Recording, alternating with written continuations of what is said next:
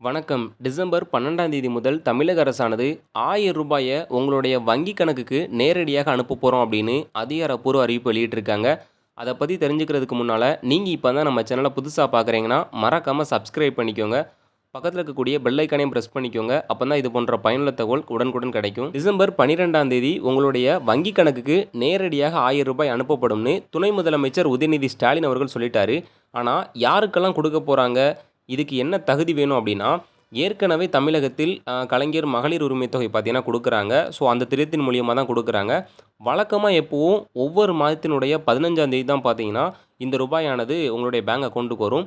ஆனா, சற்று தேர்தல் காரணமாக கொஞ்சம் முன்னாடியே பார்த்தீங்கன்னா குடுக்குறாங்க. அதாவது இந்த மாதம் 12ஆம் தேதி உங்களுடைய அக்கவுண்ட்டுக்கு ஏறிரும் அப்படின்னு சொல்லிட்டாரு. கூடவே துணை முதலமைச்சர் இன்னொரு மகிழ்ச்சி செய்தியும் சொல்லியிருக்காரு. அதாவது நெறையா பேர் இந்த திட்டத்தில அப்ளை பண்ணாம இருப்பாங்க. ஒரு சிலர் விடுபட்ட பெண்களா இருப்பாங்க. அதாவது அப்ளை பண்ணியும் தகுதி இல்ல அப்படின்னு நிராகரிக்கப்பட்டிருப்பாங்க. ஸோ, இவங்க எல்லாருக்குமே போன மாதம் 15ஆம் தேதி வரைக்கும் பார்த்தீங்கன்னா டைம் குடுத்துருந்தாங்க.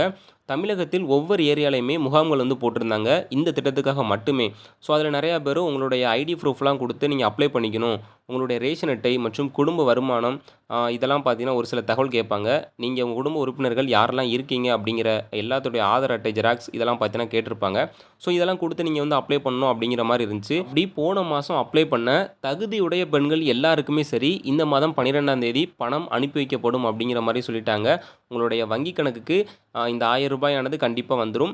அதே மாரி இந்த ரூ. 1000 எவ்வளோ நாள் இன்னும் வரும் அப்படின்னு இன்னொரு பக்கம் மக்களுக்கு சந்தேகமா இருக்கு. ஏன்னா திமுக ஆட்சி பார்த்தீங்கன்னா, இன்னும் முடியப்போது. எலக்ஷனுக்குமே இன்னும் ஒரு 4 மாசம், 5 மாசம் தான் இருக்கு. அதிகபட்சம் இன்னும் ஒரு 5 மாசத்துக்கு வேணா இந்த ரூ. 1000 கிடைக்கும். அதுக்கப்புறம் கிடைக்குமா அப்படின்னா, தமிழக அரசானது ஒவ்வொரு வருஷமும் பட்ஜெட் அப்படிங்கிறது தாக்கல் பண்ணுவாங்க.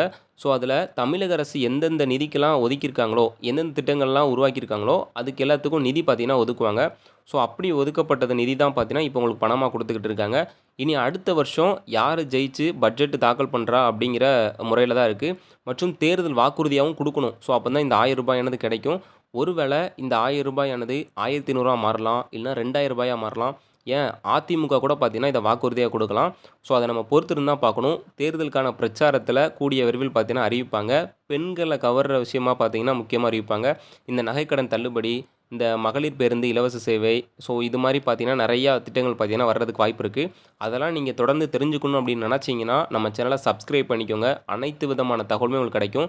குறிப்பா இந்த நகைக்கடன் தள்ளுபடி அப்படிங்கிற விஷயத்தலாம் பார்த்தீங்கன்னா, ஒரு டேட் வந்து லிமிட் குடுத்துருவாங்க. அதுக்கு முன்னாடி தான் நீங்க நகை வச்சிருந்தீங்க அப்படின்னா தான் உங்களுக்கு தள்ளுபடியானது கிடைக்கும். அதையுமே நீங்க தெரிஞ்சுக்கணும் அப்படின்னா, நம்ம சேனல ரெகுலரா ஃபாலோ பண்ணி பாருங்க. இது போன்ற பயனுள்ள தகவல் தெரிஞ்சுக்க நம்ம சேனல லைக் பண்ணி, உங்களுக்கு தெரிஞ்சவங்களுக்கு ஷேர் பண்ணுங்க. நன்றி.